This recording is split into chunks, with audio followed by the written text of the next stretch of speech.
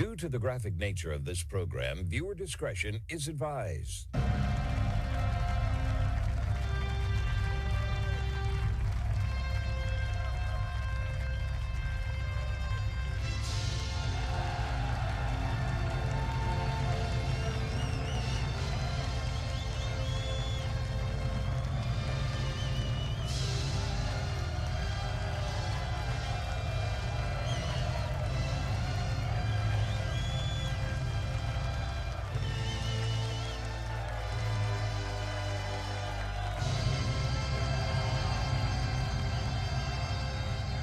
Welcome to the Marco Jure Show, everybody. It is Monday, August 25th, the last week of August. September's next week. I can't even believe it. This year is flying by, but thanks again for tuning in, starting your week off the right way by being right here on this show, getting all the relevant groundbreaking news, both here in the United States and across the world. The only show where the facts are facts and hard truths always thrive. Please be sure to hit that like button. Follow the show, and of course, share with as many people as possible. That way we can get the truth out, folks.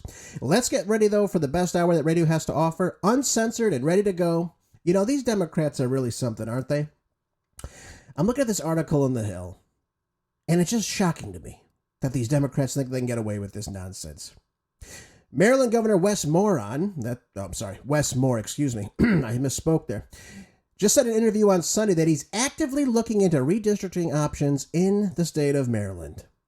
Yeah, as the partisan effort expands across the country. This is not going anywhere, this whole redistricting nonsense. It's going to continue on. The Democrats are going to do everything they can to gerrymander as best they can. He went on to tell Margaret Brennan on Face the Nation, when I say all options are on the table, all options are on the table. Now, what options is he talking about in his state of 8 congressional districts? Of which one is a Republican district. He is simply going to make sure, as best he can, that Republican seat gets removed. And again, all seats coming out of Maryland are going to become Democratic. That's the only thing I could think of. That they're going to gerrymander the only Republican district in the state. And of course, they're going to pat themselves on the back and say they're saving democracy. That's what we're dealing with right now, especially with people like Wes Moore on. It's amazing to me when you look at states like mine in California, where of the 52, I believe, or 53, I forget which one it is, total congressional seats, it may actually be 54, I'm not sure. 9 belong to Republicans, the entire state, of which is roughly 40% Republican, giving us, 17% of the overall seats going to D.C.? This, again, it's stupidity in and of itself. They don't care. They're brazen about what they want. They will do anything to get more power. Now, many people will sit there and go, well, Jurace, come on, look what they're doing in Texas. Texas is redistricting in the, 2025, when they're supposed to do it in 2030. And I say, well, not so fast. They're not violating their state constitution by what they're doing. They're not. They're just the way their constitution is written. California is, which is why Gavin Newsom is doing his damnedest to go ahead and try to change what is happening by this vote on November 4th of this year, to change and alter the California state constitution. Now, the Supreme Court, as I told you last week, has greenlit this for Gavin Newsom so that they can go full speed into this. They don't want to keep an independent, or so-called independent, commission doing the redistricting. They want the people in Sacramento to do it. That way they garner as many seats as possible, humanly possible. Now, Gavin Newsom knows, as sure as I'm sitting here, that the state is turning more and more conservative. Just over 38% in the last election, in 2024, voted for Donald Trump. Over 6 million Californians. And yet somehow we only get 17% of the congressional seats. Does that make any sense? Does that seem fair, by the way? If you're in an independent committee and you're drawing districts, does that seem fair that you are knowingly making more seats for Democrats? Now, the commission has 5 Republicans, 5 independents, and 5 Democrats. Now, I will argue with you, I'm sure all of them are left-leaning if they're being chosen by the population here, like here in California. Yeah. So we're seeing that. We're seeing that. And then we go look at Maryland, though. Right? They're doing the same thing Gavin Newsom's doing. Right? Gavin, and by the way, I'm so sick of turning on YouTube and seeing Gavin Newsom's face telling us we've got to vote, we've got to save democracy, we got to fight fire with fire. What the hell is what happening in Texas have to do with what's happening in California, you idiot? It's all about power. Gavin Newsom thinks he will look like a hero to the Democrats as he tries to run in 2028 for president. He thinks this will garnish him with some more support. Look what I'll do for you. I'll violate my state's constitution. There's no reason for Gavin Newsom to do this. Texas is a much different story. You have a mass influence and influx of people entering the state of Texas right now. You have jobs going to Texas, largely from California, by the way. So the state population since COVID, since 2020, has drastically changed in Texas. The atmosphere in Texas has drastically changed. So it might be valid, given the influx of people coming into that state, to do this. Now, do I think it's a great idea? No, not really. But they're not violating their constitution by doing it. Gavin Newsom is.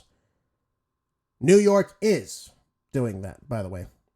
And just so we're all clear, in the state of Maryland, right, 34% of the state has voted for Donald Trump in last year's election.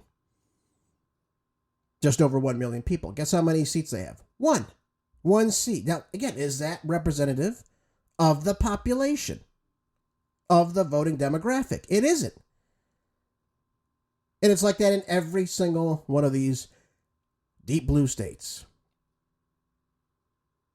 We see this in Illinois, where they have 17 total congressional seats. Only 3 of them are Republican. When you look at a map of all the counties, the whole state's almost red.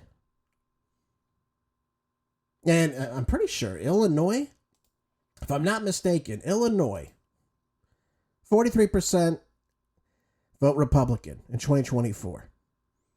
I'm looking at this map right now. The entire state is almost all red. Deep red, too, by the way. Yeah, you have your outliers, Chicago, and what have you.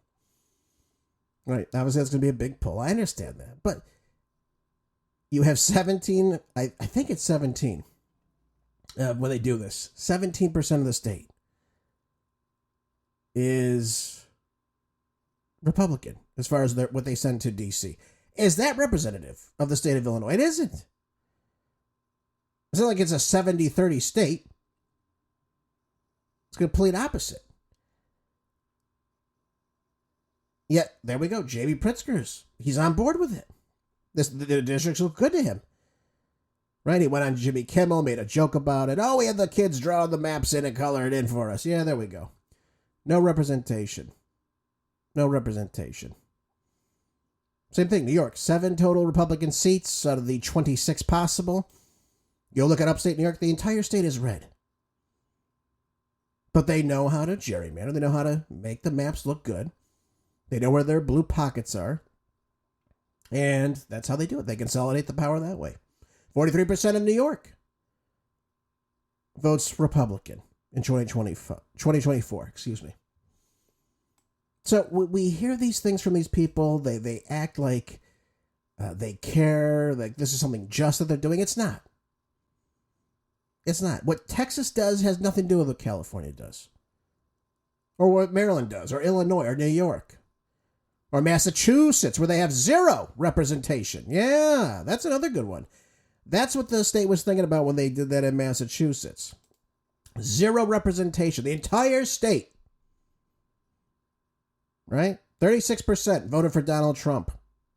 0 congressional seats going into D.C. There you go. There you go. And they tell us Texas is gerrymandering. It's unbelievable to me. It really is. It really is. Now he goes on to talk about funding Wes Moore on. Now, this is amazing to me.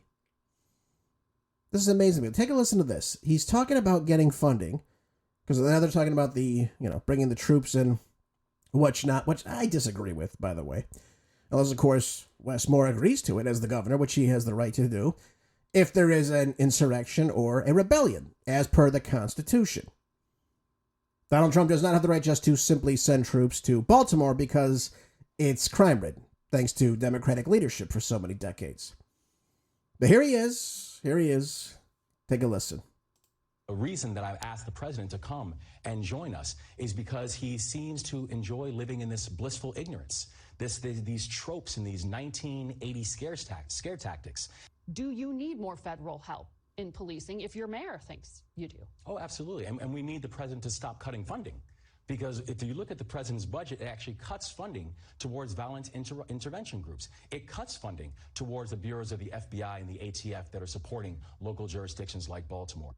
Now, when you hear that, you say, oh my God, well, why not? Why is Donald Trump cutting funding? That's not right. Maybe that's what's contributing to this. Is it? Is it now?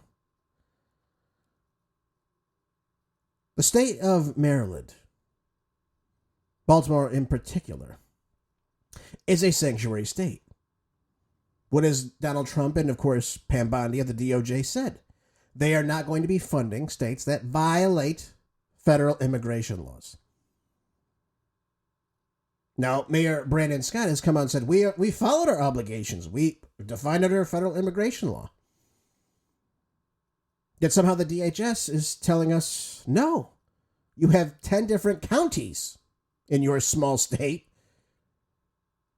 that, again, are violating federal immigration law. You have cities like Annapolis, Baltimore City, College Park, Greenbelt, the list goes on, that are not complying with federal immigration laws. So why are we going to fund you if you're going to just do whatever the hell you think you want to do?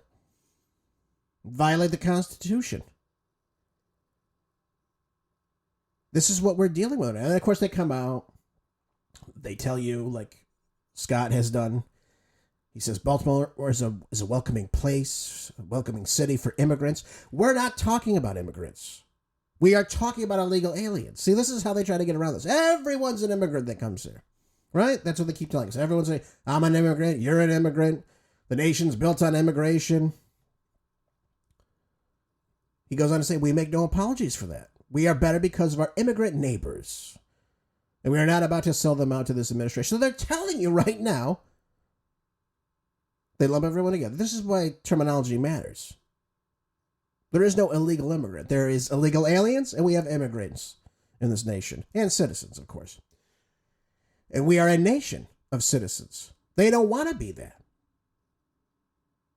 But this is how they try to get around. They try to spin things. Oh, we're not talking about illegal aliens. We're talking about immigrants here. Everything's about immigrants, right? You see the protesters, immigrants. Yes, yes.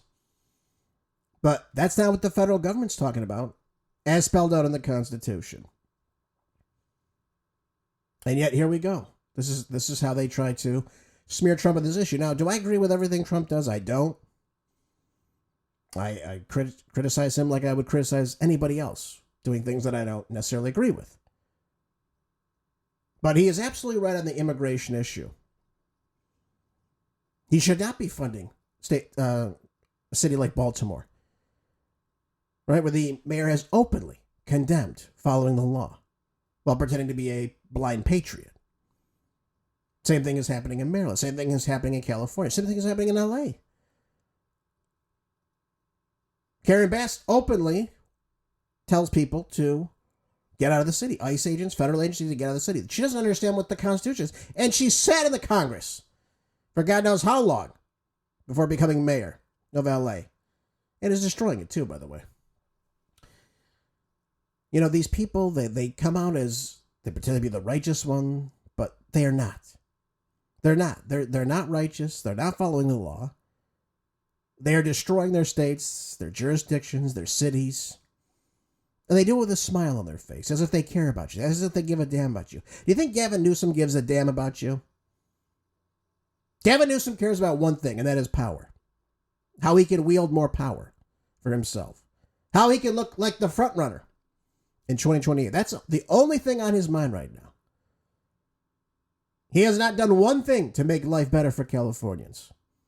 He hasn't made life more affordable. He hasn't made our cities safer. He hasn't done anything to improve the quality of living in the state of California. Not one damn thing. In fact, the exact opposite, by the way. The exact opposite is done when Gavin Newsom does anything in the state of California, which brings me to my next point, by the way. I'm glad we can easily segue into this. Electricity bills are up 10% so far this year. This is in Forbes. And why that get even more costlier. So we see the challenges of inflation still upon us. But we've seen now, since the start of the year, 10% increase in our electricity bill. All of your utilities have gone up. And it could rise another $170 per year for households by 2035. Now, they're crediting the repeal of clean energy tax credits as one position.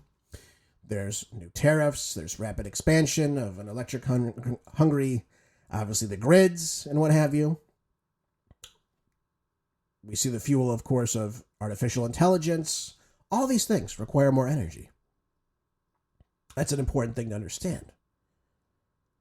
So now we have residential electricity bills increased by 10% since Trump took office in January of this year, rising from 15.95 cents per kilowatt hour to 17.47 cents in May of this year.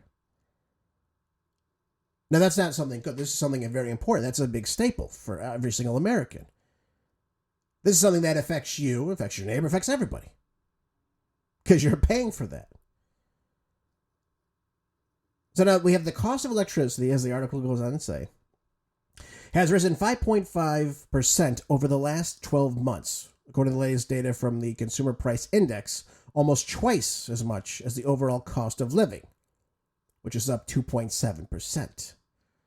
Right, that's our inflation beacon right there, 2.7%. So we're seeing our cost of utilities, our electricity, and what have you, going up double that.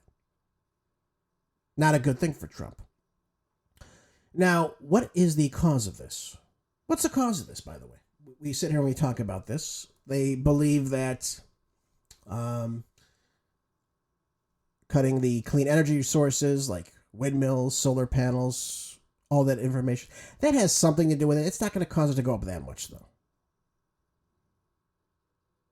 Now, multiple reports released this summer blame Trump's moves on imposing new tariffs. As I said to you before, the cutting of the clean energy sources. I don't think it's going crazy because of windmills. I'm just going to put that out there. I don't believe that for a fact.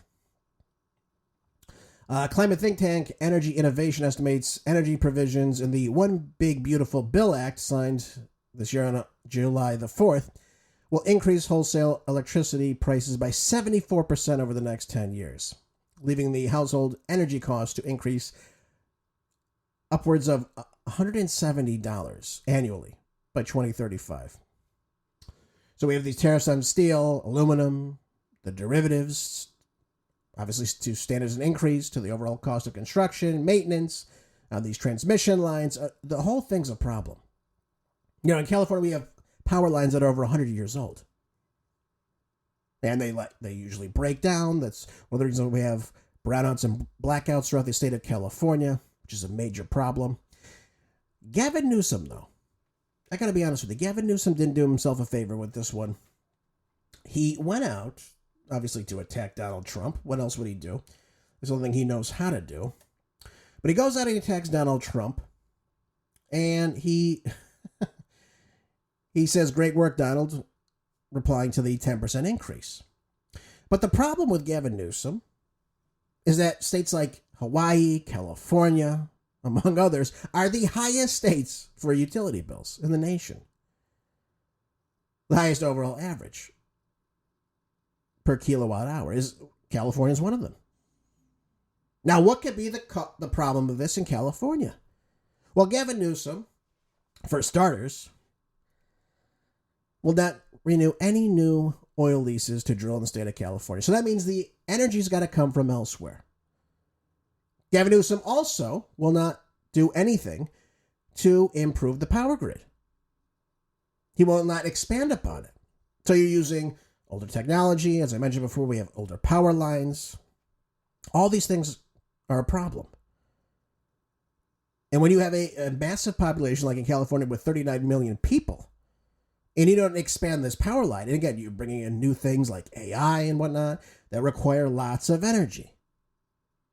That's what leads to the brownouts and blackouts. The power grid cannot keep up, and they shut down. Happened at my house a couple weeks ago. I had a small little brownout for a little bit. And yet we're paying more in California than in many of the other states. So Gavin Newsom, since taking office in 2019, the average for people in the state of California has ranged between some around 48 to 67% more. This day in California. Can you believe that? And he has the nerve to go and talk about Donald Trump. Again, who we should criticize. No one's saying that. I'm not saying we can't criticize. I criticize Trump all the time. I would criticize him just a little bit. But look what Gavin Newsom has done to your energy prices. The whole thing is backed by the clean energy that he tries to push on everybody. It can't keep up with the power grids. It can't work. So what happens when you have less supply, right? Like, in other words, less energy. You have to charge more for it because you have the same demand of people wanting to use it. The last couple of weeks, it's been hot in California. It's been warmer than usual in Southern California. We had a pretty mild summer, by the way. It was pretty cool for the most part. But we're in AC weather right now. It's hot out, right? There are people that can't turn on their AC because of the alarming price that they're going to be getting by keeping their AC on all day. Victor Davis Hansen's talking about this a lot. In California, what people will do in the Central Valley, they will go to a Walmart or a big retail store and just stay inside the store all day to get free air conditioning because they can't afford to turn on their own, if they even have it. You know, when you get up into Bakersfield, where it's 95, 100 degrees out right now, it's hot. It's not comfortable to just be sitting in your house or working or doing whatever it is where there's no AC. That's just the reality of the situation. But Gavin Newsom has not done anything to change that. In fact, as I said to you, since 2019, the average of your price, and again, it varies based on where you live, of course, but has anywhere between 48 to 67% increase of what you're paying. There you go, folks. Thank Gavin Newsom for that one. I mean, he's something, isn't he? He will blame other people for things that happen as if it's Donald Trump's fault that the problem is worse in California than it is across the nation. Yes, 10% is not good. We want to bring down the cost of living down. I want us to be energy independent again. We're working on that. We're not there yet. I think Donald Trump can get us back to that, and he should work to that. And he should be working at those prices down. He should remove the tariffs on the price of steel, aluminum, all the things that go into fueling these power grids. That's important as well. But for Gavin Newsom to get out and say that it's Donald Trump, I mean, come on. I mean, wishful thinking at best here. But not a good look for Trump, though. And again, people will remember this. People see their bill and say, why am I paying 10% more? Why does it keep going up and up and up? Why is it not going down?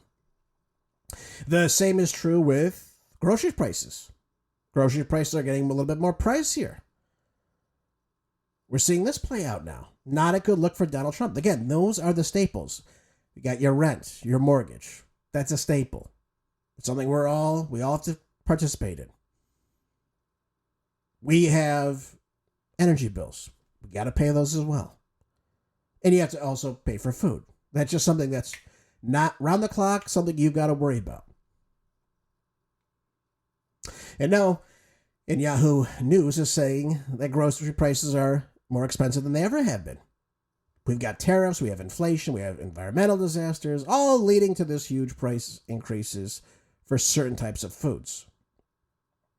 So specifically, we have beef as the most expensive cost now, with prices increasing 10.6% over last year. We have eggs. I've seen some massive price jumps of 27% from June of 2024 to 2025. Oh, this is all my staples right here. I love ground beef. I love my steaks. Gotta have my eggs, of course, every day. It's a major staple and something that everyone should be doing, by the way. I mean, if you're not starting your day off with a couple eggs, I don't know what you're doing. Just make sure they're organic, pasture raised. No soy, no corn, none of that junk that they try to feed the chickens, by the way. So we've seen grocery prices more than increase by 2.4% during the same exact time period. And this, again, is by the USDA. So it's not something that somebody's just making up here. This is the reality situation. We have certain things that are going up. Now we're seeing some things like vegetables, great, nationally declining by 1.3% year over year from June 2024 to 2025. That's a good thing. I mean, we got to have your vegetables too. Fats and oils declined 1.4% year over year, June of 2024 to 2025. Those are obviously important, but the staple, the chicken, the beef, the eggs, the bacon, all those things are going up. I mean, unless you are a vegetarian and or you don't eat meat that much, so that maybe that you haven't really felt that. But, you know, if you like a good steak once a week, twice a week, right? You like your eggs as your, you know, your go-to for your protein. You're going to start feeling this a little bit. 10% over the last year. People understand that. People see this. People see that when they go buy their McDonald's. If, God forbid, you do that. You see these things. All these things I'm talking about right now in terms of the economy. People understand this. And when they see this happen, they look at their, you know, the wallet or their purse or what have you. And, you know, that dollar's just not doing as what it did last year. That will affect how they vote in the upcoming midterm. That will happen. Now, I'll argue with you about the price of eggs. We were told it was from the avian flu. The chickens are getting sick, so they've got to murder all the chickens. That was a bunch of nonsense, by the way. The amount of chickens that died last year under the wonderful Biden regime that kind of spun the price of eggs to really go up very, very high. The amount of chickens that died, I listened to a farmer talk about, a chicken farmer, by the way. And he said the amount of chickens that have died this year is equal to really how many chickens die every single year in this country. Like they're attributing it to bird flu. It simply wasn't true, by the way. So that gave them free range to raise the prices. So was it a man-made inflation? It looks like it to me. Looks like it to me. And by the way, I told you this many times before. I'll say it again. Since Biden took office, you had 111 different food processing plants or facilities or producers go out of business. Largely because of fires, if you can believe that. But you saw slaughterhouses up in flames. You saw dairy farms bursting out in flames. I mean, it's not that fires don't happen, but how the hell does a dairy farm explode? I mean, it doesn't make much of any sense. But when you destroy the supply, and again, they're going after the food supply right now. When you go after the supply and you do not replace it with anything, as we have seen, you're going to see the price of those goods, the beef, the chicken, the steaks, the eggs, begin to increase. And that's what you're seeing right now. We're still living in this kind of Biden era after effect. So again, if we want the price to go down, what should we be encouraging? More farming. More ranching. Right now you have Gavin Newsom, and I hate to always keep talking to you about Gavin Newsom, but it's true, folks. I mean, come on. He's easy pickings right now. He's actually thinking about shutting the water off to this location in the Central Valley of California where there's many ranchers, cutting off their access to running water. Because, of course, he doesn't want to create more reservoirs, more storage facilities. He would rather push it out to the Pacific Ocean, like a genius, right? So instead of keeping the water, and we had 2023, 2024 were very wet years here in California. Very, very wet. I mean, the water we could have saved would have been monumental. But he chose not to save the water. And then, of course, he'll complain about a drought later on, which is completely unnecessary. But this is what we're dealing with. You have an incompetent putz like Gavin Newsom, whose hair gel has clearly seeped into his brain now, and he's not working out very well. This is what you see. One disaster after another. High utility costs. High cost of gasoline, because he won't let any permits be drilled. And of course, now what are you seeing? You're seeing, again, the high cost of food. When you see the ranchers starting to go, then you know you're in for some trouble. So he's going to shut off access to water, because he can't either fund it or he won't fund it, the building of new reservoirs. This is exactly what I'm talking about. He doesn't build a grid system to accommodate for the massive population increase. Since 1980, there hasn't been any increase in the size of the reservoirs in California. And the population has, I think, if I'm not mistaken, gone from about 25 million to 40 million. Now, you tell me how that's supposed to work. They didn't do it in California. That was the problem. They didn't do anything to accommodate for the influx of people coming in. That's Gavin Newsom for you. Again, it isn't only Gavin Newsom, not mutually exclusive to Gavin Newsom, but he's in a position where he can do something, and he chooses not to. So that's why I bring that up. I don't understand this. How are you going to cut off water from ranchers in the state of California? Not a good thing, folks. Not a good thing. And again, I'll always put Gavin Newsom out on the forefront for all these bad decisions. Because as California goes, folks, as goes the nation. It's just as true as can be. So I pray for those farmers in the Central Valley that are dealing with all that. You should have the access you need to maintain your livelihood. Gavin Newsom is trying to stop that. Let's talk really quickly, though, about what's happening last week with John Bolton. I keep seeing it on the news. I don't want to keep going over it, beating a dead horse, of course. But we're dealing with a situation where we're talking about the weaponization of lawfare. We've obviously talked about it under the Biden regime that went after people like Donald Trump, among other people. There's plenty of others, Steve Bannon, Peter Navarro, the list goes on, of course. But Paul Craig Roberts had a great article, and I wanted to share it with you because he knows exactly what he's talking about. But he's talking about how the federal government is no more safe from being hijacked by interest groups than state and local governments. Now, essentially, governments are agencies that influence the private interest use to feather their own nest at the expense of others. The reason that the president and the members of the House and Senate obtain office courtesy of those private interests that provide their campaign funds, right? We've talked about AIPAC on this show before. We talk about some of these other groups, right, that channel in lots of dark money into these groups. They fund these people, and it's like a pay-for-play scheme, right? So we've somehow, the notion of public interest has survived the many decades of contrary evidence. Now, the use of law as a weapon to control public policy dates back to the Nixon era.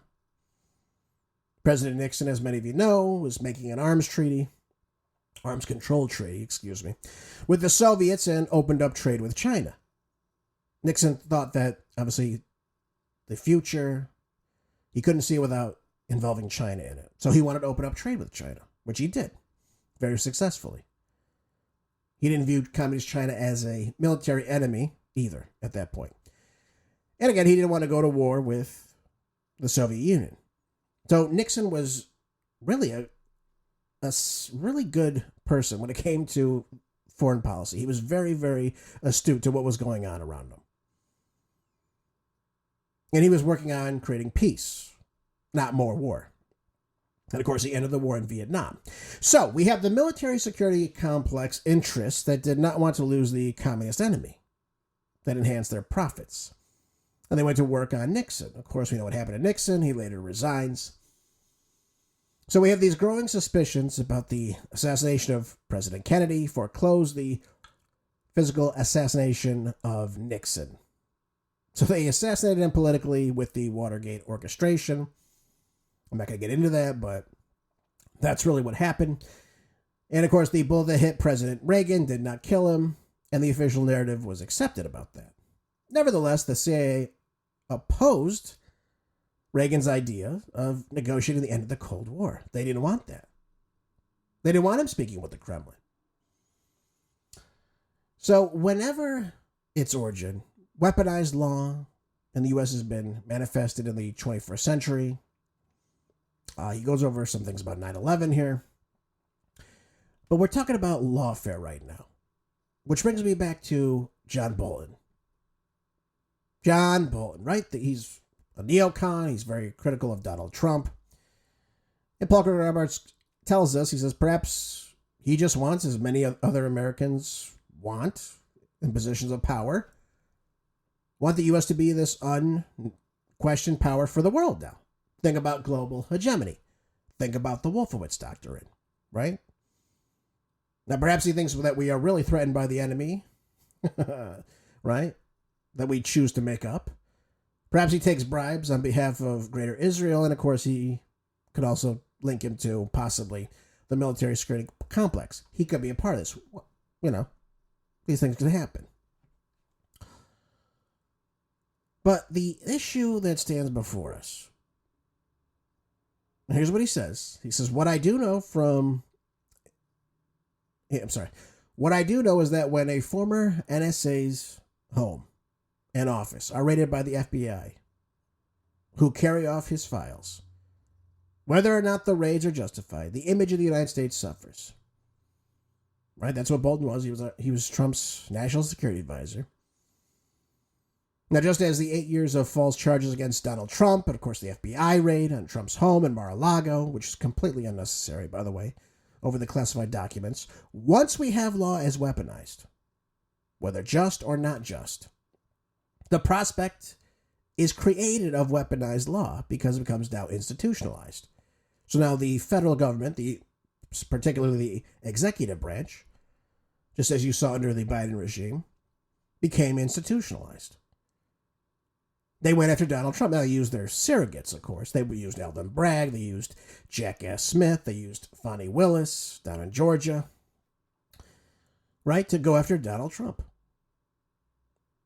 Right?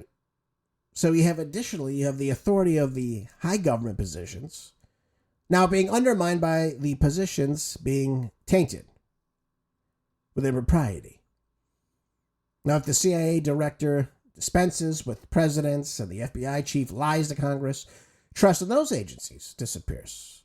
Think about the Russiagate hoax. So, is Bolton accused of anything yet? No, he's not. Did Bolton commit a crime? It seems like he may have leaked classified documentation and evidence into his book, which therefore means he could use that and, of course, give that information to foreign governments or his friends in the media or what have you to leak information of the United States government. Now, he does not have a right to do that, by the way.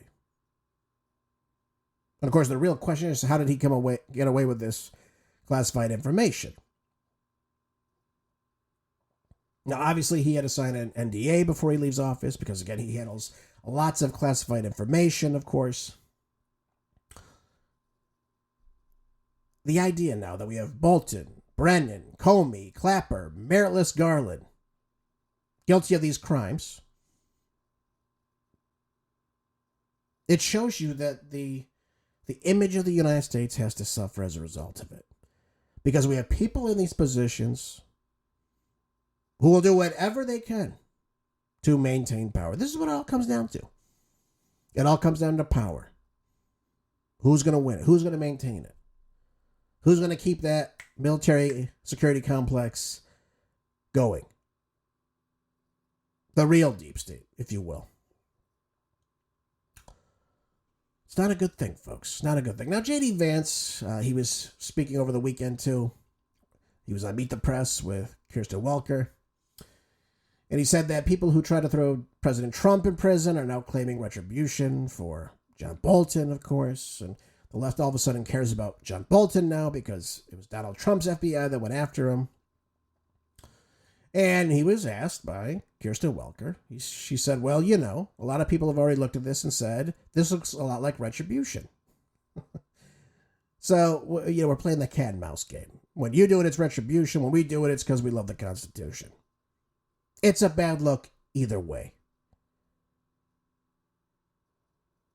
Now, John Bolton probably isn't the first person that has stolen classified documents. I would bet my top dollar on that. But all of a sudden, the left cares about lawfare, retribution. Adam Schiff's repeating the exact same line, by the way.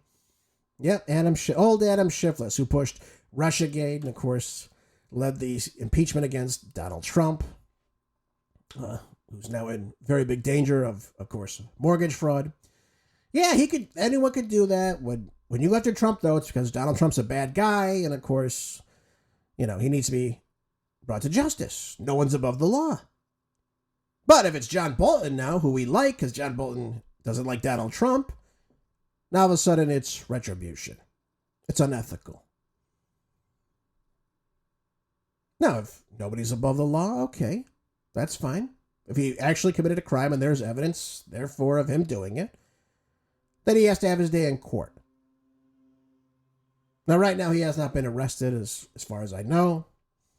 But again, it's just a bad look, folks. It's just a bad look. Again, I don't know why he's writing about all this classified information and in one of his books. I didn't read it. I'm sure you didn't read it either. Who would read a book by John Bolton? But it makes good fodder for the left-wing media, doesn't it? We have Schiff saying, the same Schiff, right? Mortgage is their new weapon to go after their critics. Or you could have committed mortgage fraud. That could be it, right, Adam? Right, a damn Schiff? There we go. All right, let's move on to more brass tacks right now. We got to talk about what's happening in the Middle East today, of course. There's no shortage of chaos happening there. We have this uptick now of more troops being put on the ground in Gaza right now. And it seems like they're going full speed with their invasion. There's another incursion going on as we speak. And it's going to get ramped up in the upcoming weeks. That's what we're seeing right now. So the AP wrote this article. And of course, Israel has struck a Gaza hospital in southern Gaza, twice, by the way, killing at least 20 people, including journalists and rescuers. And the Nasser hospital, which is the one that was hit, some journalists died in this as well. And, you know, I practically no joy to say this all to you, but it was among one of the deadliest of several Israeli strikes that have hit both hospitals and journalists over the course of the last 22-month war sparked by Hamas on October 7th, 2023.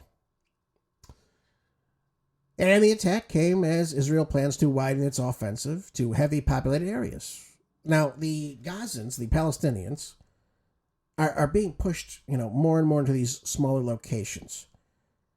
A lot of them are living in these makeshift tents by the beach. They have to travel now several kilometers to get to any type of humanitarian aid sectors, if they're lucky.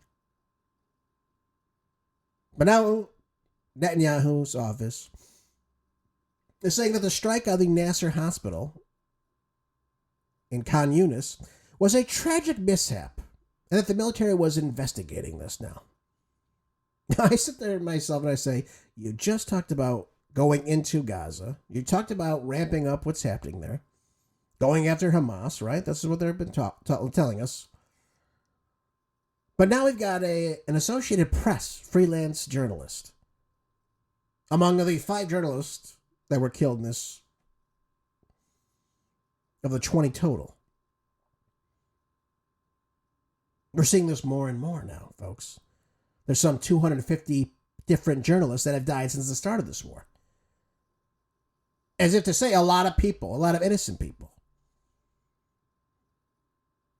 Now, among one of them, the Associated Press was Miriam Daga, who was a visual journalist who had worked with the Associated Press, and she regularly reported for multiple outlets, from the hospitals including a recent story for the AP on doctors struggling to save children from starvation. Well, we don't want you to talk about that.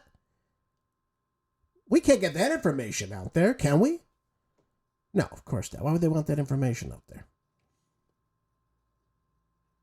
You know, we just saw the other journalist who worked for Al Jazeera just a little over a week ago killed, right? Yep, so this is just ongoing. Ongoing. And the people that really suffer from this the most are the innocent Palestinians who had absolutely nothing to do with this attack. Now, people will shoot back at me and say, well, Gerace, come on. The Palestinians voted back in 2004, 2005 for Hamas to be, lead the government. They're the ones responsible then for it because now they threaten the lives of Israelis. And I say, well, then your attack is with Hamas. Hamas is who you should be going after. You shouldn't be going after innocent people. Remember, half of Gaza is children on the age of 17. But just like you have overwhelming support for Hamas in Gaza, you have 82% of Jewish population in Israel saying that what Netanyahu is doing is fine. It's totally fine. Now, he's getting much more blowback from what's happening because, again, people are seeing what's happening, the starvation, the malnutrition, the deaths, the attacks, what have you. You had 300,000 people take to the streets just last week. Israeli Jews taking to the streets. You have human rights groups inside Israel against this. So I want to make that clear. It's not just everybody on one side agrees with what Netanyahu's doing, because you have a lot of people, again, taking the streets that are against this. They want the hostages to come back, of which I believe 10 are still alive right now.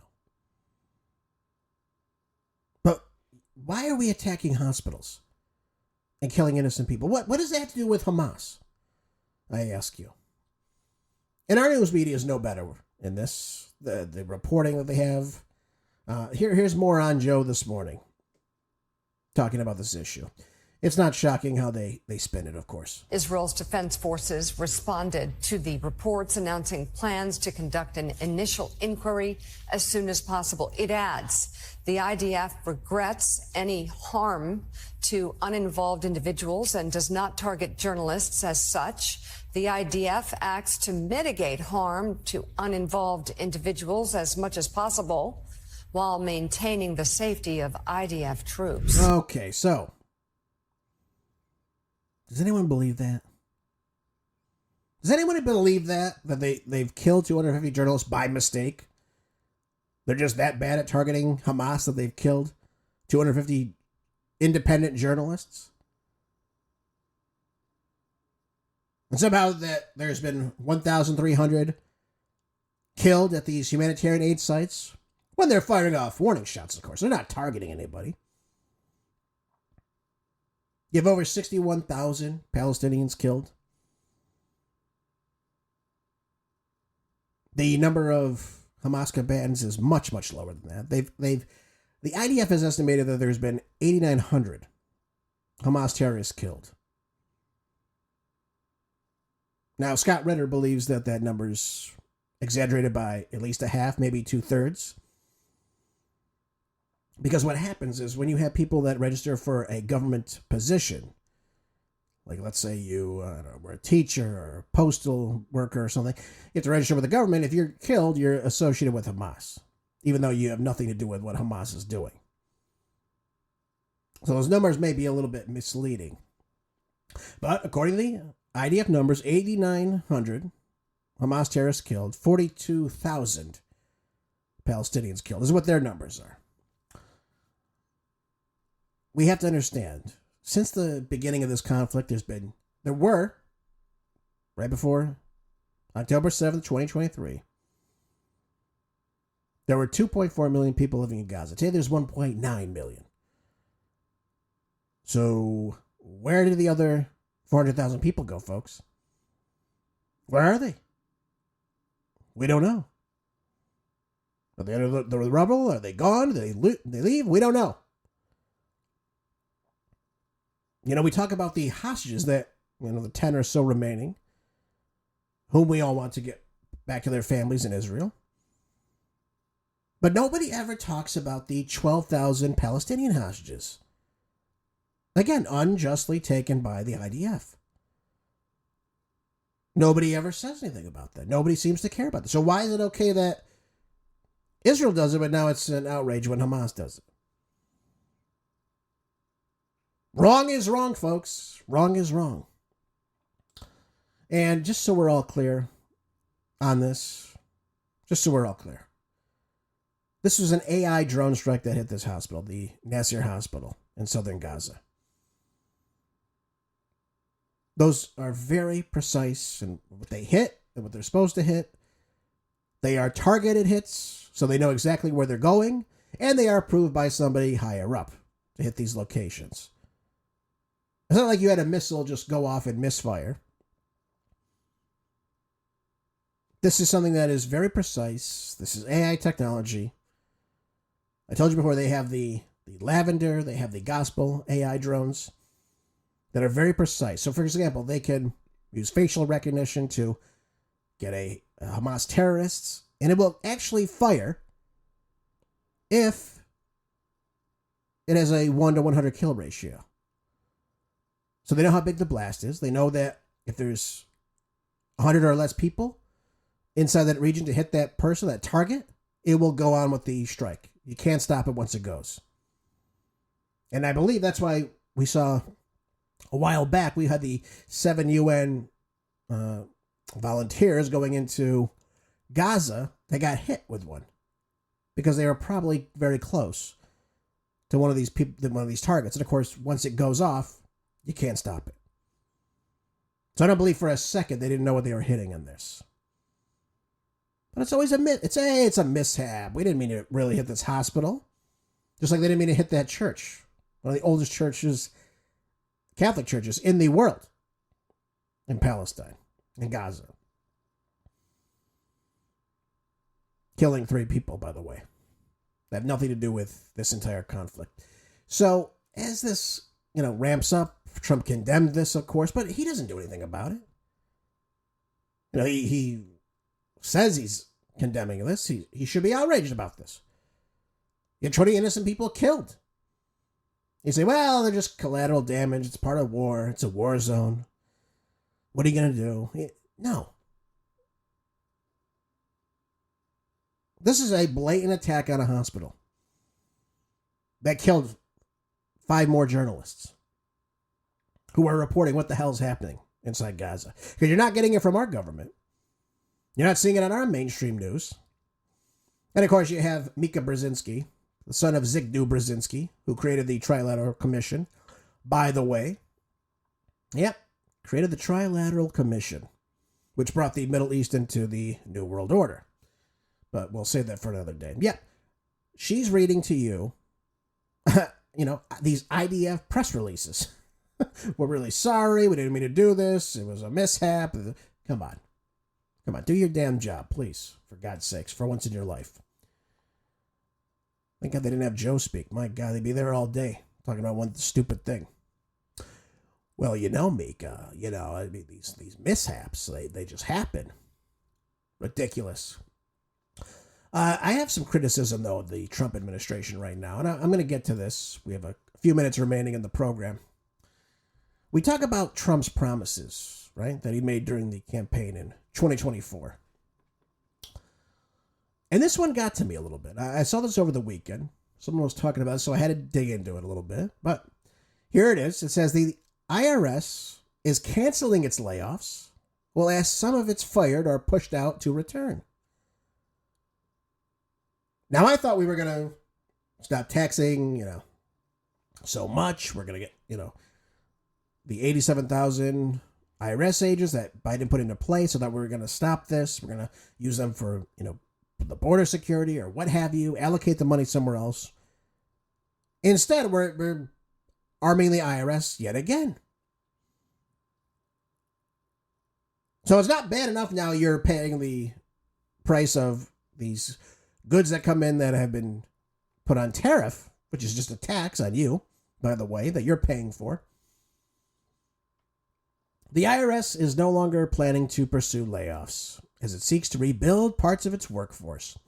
The tax agency is now working to plug staffing holes with hiring, reassignments, and rescinding the administration's deferred resignation offer for some employees, often finding mission-critical staffing gaps. Yep. So as of June, the IRS was still planning to use layoffs to bring its workforce below 60,000 after the Biden administration grew the total to more than 100,000. It has to date engaged in only limited layoffs, leaning primarily on voluntary incentives to shed 26,000 workers. Yep, so there we go. The IRS is going to bring them back.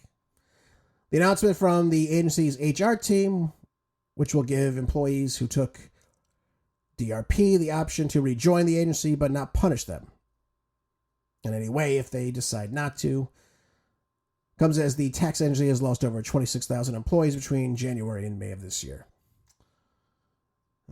So the big beautiful bill, right, that we signed on Independence Day, as the IRS works to modernize and implement President Trump's agenda, including the One Big Beautiful Bill, we are committed to ensuring the agency is staffed appropriately to serve the American people effectively and efficiently.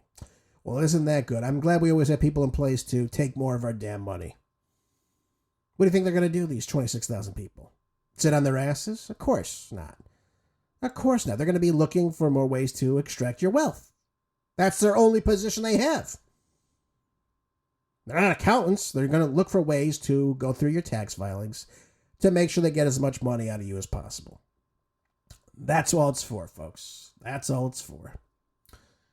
Yep. There you go. So another promise, I guess, down the drain from the Trump administration. Unbelievable. It really is unbelievable. You know, I said before, if Trump wants to do these tariffs, if he wants to keep these tariffs in place, get rid of the Fed. Get rid of the federal income tax, as it was when the tariffs were the strongest in this nation. We go back to the age of McKinley. Well, we didn't have a Federal Reserve, and we didn't have a federal income tax. That all came later on with Woodrow Wilson.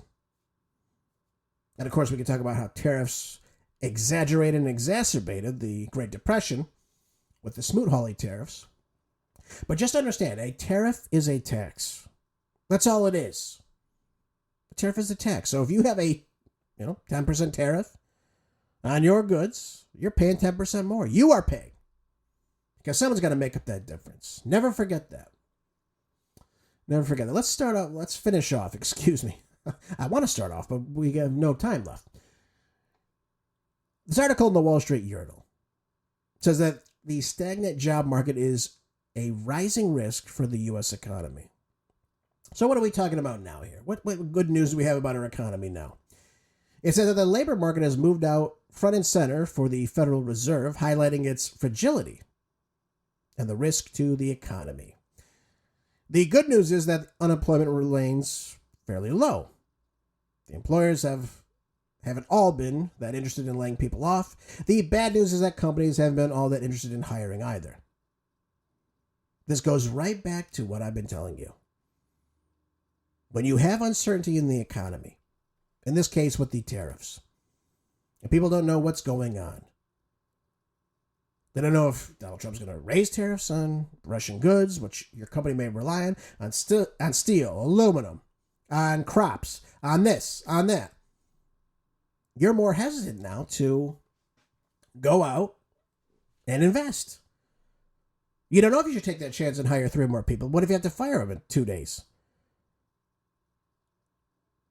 Because your goods the cost of your production is going to go up. Then again, Trump can come out one day and say he's going to tackle this on. He's got 50 days, Putin, to do this, what we want. Otherwise, we're going to raise the tariffs. Or we're going to raise sanctions. Or whatever it is.